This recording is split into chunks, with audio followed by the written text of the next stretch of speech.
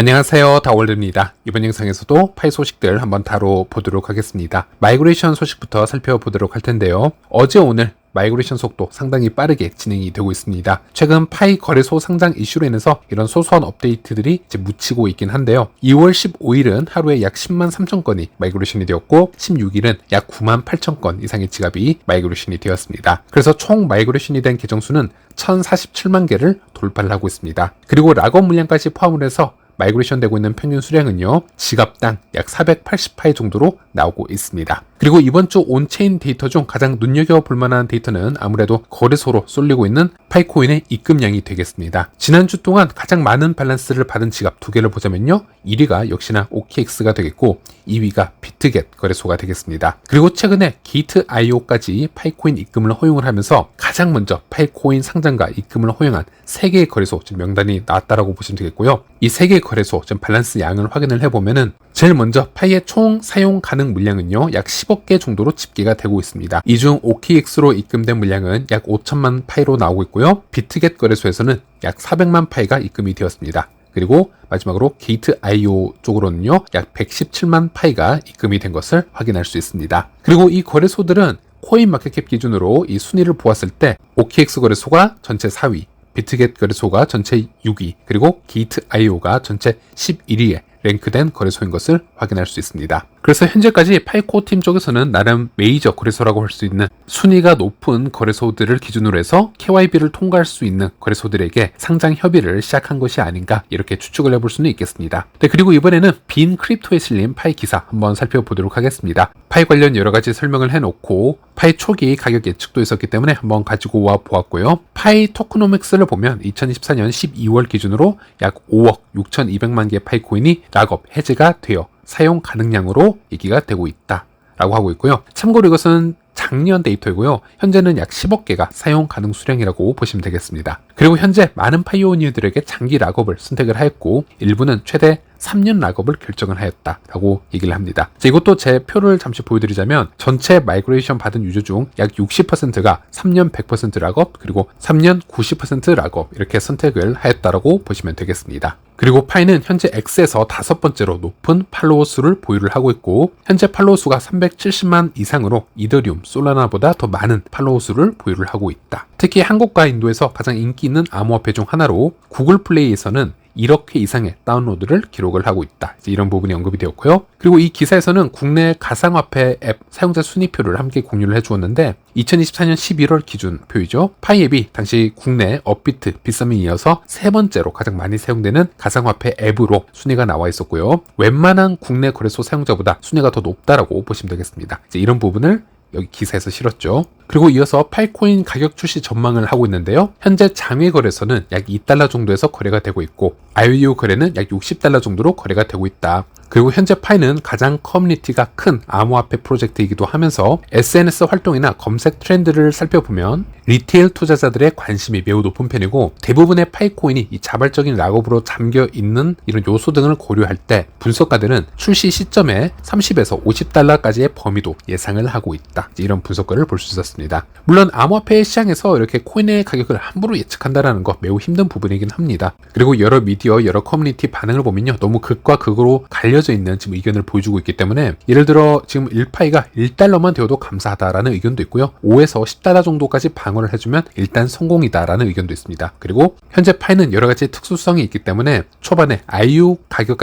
가격이 충분히 돌파 가능하다. 이런 의견들이 서로 공유가 되고 있는 것을 볼 수 있는데요. 일단 이 미디어에서 지금 예측을 한 가격 레인지를 토대로 한번 시총을 계산을 해보면요. 긍정적인 케이스의 경우 IU 정도의 수준에서 즉 30에서 $50 선에서 지금 초기 가격을 형성할 수 있다라고 했을 때는 단순하게 계산을 해보겠습니다. 파이가 초기가가 $30 정도가 된다면 시총으로 계산을 해보자면요. 현재 파이의 유통량은 60억 개로 지금 등록이 되어 있는 상태입니다. 그럴 경우에는 이 파이의 시총이 약 1,800억 이상의 이 규모를 가지게 될 것이고요. 그러면 현재 암호화폐 시장에서 비트 이더 다음으로 바로 시총 3위로 올라가는 그런 상황이 발생하게 되겠죠. 만약 그렇게 된다면 암호화폐 역사상 가장 큰 임팩트와 충격을 가져오는 출시가 될 것 같습니다. 그리고 이 기사에서 얘기를 한 장외 거래 가격 기준으로 한번 계산을 해보면요. 조금은 보수적인 이 가격 접근이 되겠죠. 2달러 기준으로 계산을 해보면요. 파이 예상 시총은 약 120억 달러 정도에 달하게 됩니다. 그럴 경우에는 시총 10인 트론과 11인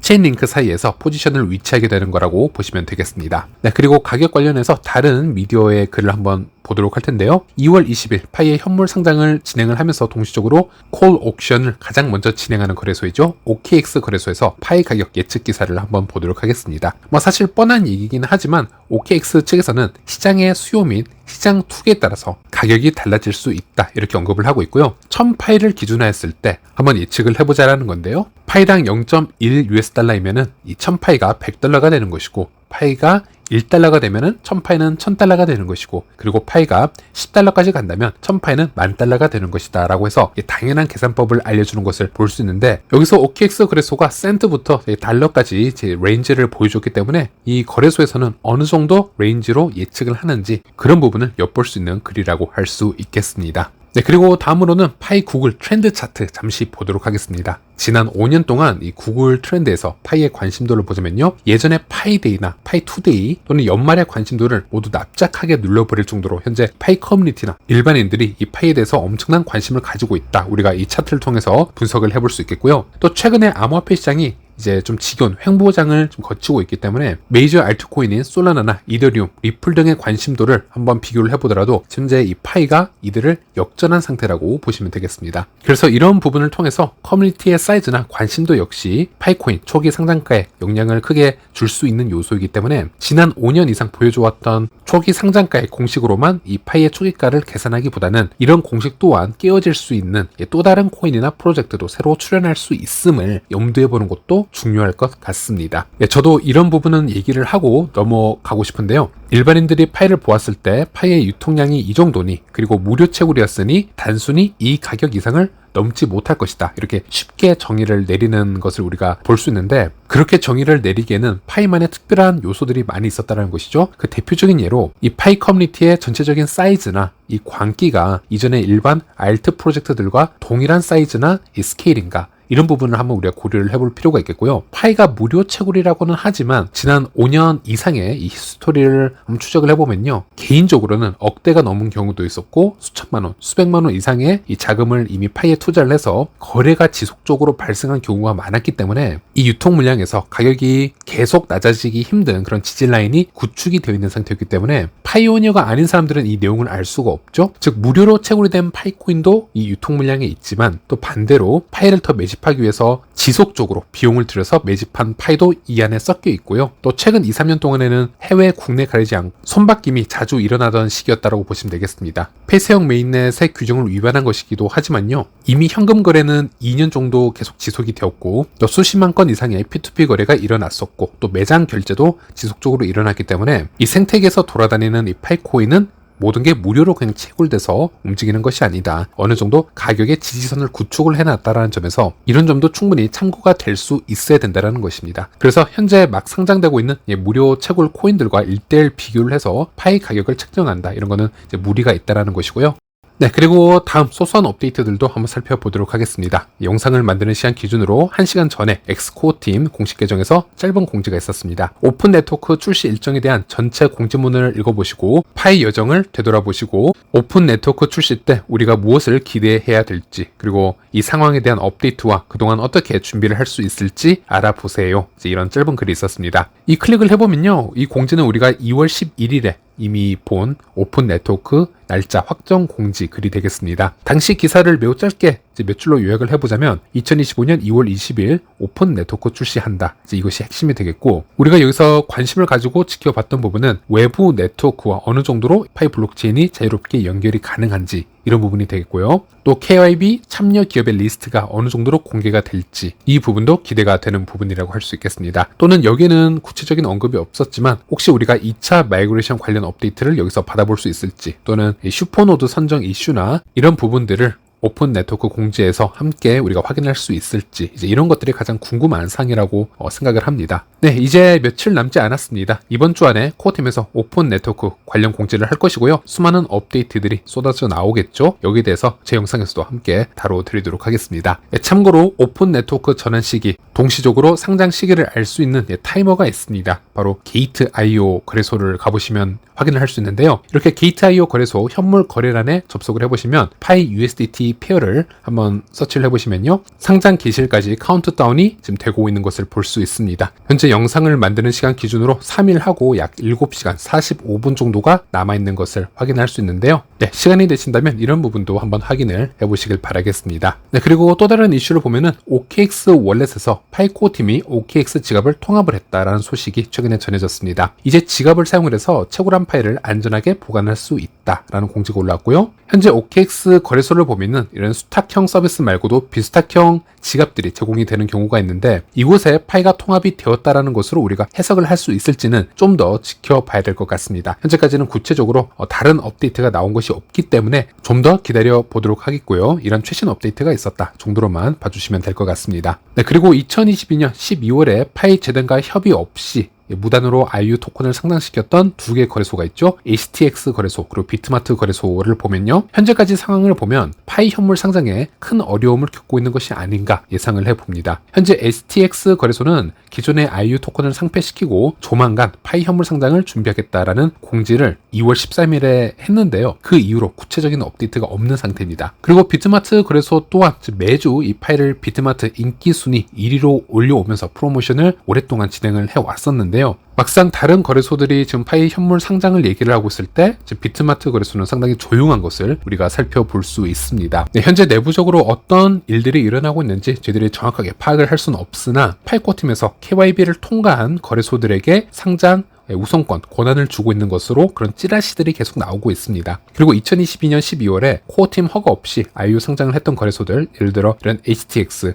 비트마트 거래소 같은 경우는 코어팀에서 강력하게 비판을 했던 그런 사례가 있었는데요. 그런 이슈를 감안을 해보면 IU 토큰 상장 거래소들이 현재 우선순위에서 확실히 밀린 것이 아니냐 이런 추측도 해볼 수가 있겠습니다. 네, 그리고 최근에 정말 많은 분들이 제 채널에 댓글을 달아주시고 있으셔서 여기에 대해서도 몇 가지 선정을 해서 짧게 이야기를 나눠보도록 하겠습니다. 다름이 아니라 요즘 해킹당하는 유저들이 많습니다. 그저 개인적인 문의 좀 드리려고 합니다. 다운님께서는 영어가 되시니 코어팀에게 코인 인출 시 2차 비번을 입력하게 하면 해킹 문제에서 많은 도움이 될 듯한데요. 이게 가능한 일인지 건의가 가능한 부분인지를 문의를 주셨고요. 이런 질문은 상당히 많이 받고 있는데요. 이미 수많은 모더들과 개발자들이 코어팀에 대해서 여기 요청을 했었고요. AM에서도 여러 차례 언급이 되었었는데 이 코어팀 니콜라스 경우에는 비밀 구절이 타인에게 넘어가면 OTP나 다른 인증 방법을 넣는다 하더라도 접근 권한을 막을 수가 없다라는 얘기를 했습니다. 비밀 구절이 블록체인의 자산을 움직이는 가장 핵심적인 이 데이터이기 때문에 이 비밀 구절이 털리게 되면 다른 장치가 있다 하더라도 이것을 막을 수 없다. 니콜라스가 이런 얘기를 했는데요. 비밀 구절을 내어주는 것은 마치 현관문을 우리가 아무리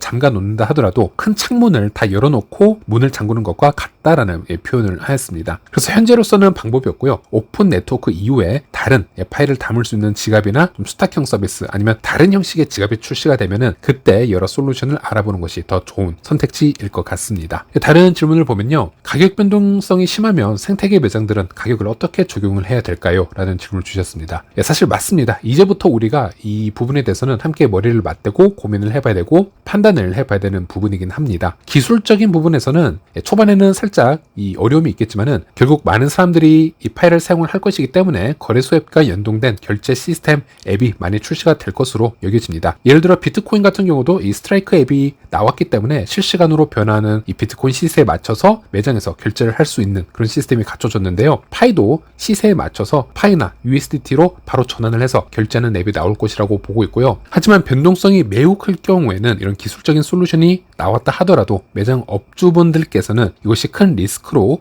작용이 될 수 있을 거라고 봅니다. 그래서 니콜라스도 최근에 언급을 했던 것처럼 안정적인 생태계를 위해서라도 오픈 네트워크 이전에 가능한 많은 유저들과 파이코인을 마이그레이션 시키는 것이 중요하다라고 언급을 했는데요. 그 얘기는 코인의 유저 수와 유통량을 최대한으로 증가시켜서 좀 더 무겁게 움직이는 생태계를 만들겠다라는 설명과도 같습니다. 코인을 사용하는 유저 수와 유통량이 증가한다라는 것은 변화폭이 적어질 수 있는 것으로도 해석을 할 수 있습니다. 예를 들어 시총 200위권, 500위권 밖에 있는 코인들의 변동폭과 시총 30위권, 10위권 안에 있는 이 코인의 변동폭을 비교를 해보자면요, 어마어마한 차이가 있죠. 그래서 코어팀에서도 나름 그런 변동폭을 좀 줄이기 위한 여러 가지 노력을 하고 있다고 보시면 되겠고요. 그리고 변동폭을 줄인다라고 하더라도 파이는 아직 암호화폐의 특성을 그대로 좀 갖추고 있기 때문에 변동성이 없어지기는 힘이 듭니다. 그래서 이런 부분은 결국 단기적으로는 리스크가 큰 화폐이지만 장기적으로 봤을 때 점차적으로 가치가 우상향을 할 수 있는 암호화폐, 그렇기 때문에 결제를 받기 메리트가 있는 암호화폐로 우리가 만들어 나갈 수가 있어야 되는데, 아직까지 파이는 긴 역사성이 없기 때문에 이제부터 우리가 파이코인으로 이제 그런 생태계를 만들어 나가야 된다고 생각을 합니다. 우리 숙제라고 할 수 있겠죠. 그래서 코어팀이 진짜 시작은 오픈 네트워크 이후이다 라고 지속적으로 언급을 해왔었고, 그런 이유가 여기 있다고 보시면 되겠습니다. 네, 오늘 영상은 여기까지입니다. 다음 시간에 다시 찾아뵙도록 하겠습니다. 시청해주셔서 감사합니다.